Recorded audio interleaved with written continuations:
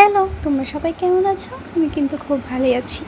গরমের কিছু কিছু ফুল আমার ছাদ বাগানে তোমাদেরকে দেখাতে চলে আসলাম।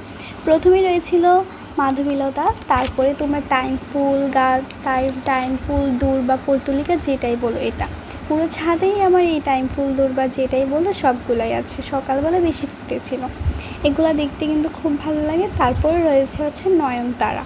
নয়নতারার কিন্তু গরমকালে রাজত্বটা একটু বেশি। আমার কাছে নয়নতারার তেমন কোনো ভ্যারাইটি নেই, শুধু সাদাটা ছিল আর এটা ছিল। তারপরেই রয়েছে বোগেনভেলিয়া। বোগেনভেলিয়ার ফুলটা এখন বেশি নেই, তেমন করে নেই, সব ঝরে গেছে, আবার নতুন করে কুড়ি আসতেছে। তারপরে রয়েছে এই ঝিনিয়াটা। ঝিনিয়ার শুধু দুইটা ভ্যারাইটি আছে, কমলা আর গোলাপির কালারটা। তারপরে রয়েছে নীলকণ্ঠ বা অপরাজিতা। এই ফুলটা আজকে একটু কমই ফুটেছে, কিন্তু এই ফুলগুলো না পুরো ছাদেই ভরে গেছে। তারপরে রয়েছে কুঞ্জলতা। কুঞ্জলতা ফুলটা কিন্তু দেখতে খুবই ভালো লাগে, কিন্তু আজকে তেমন কোনো ফুল ফুটেনি।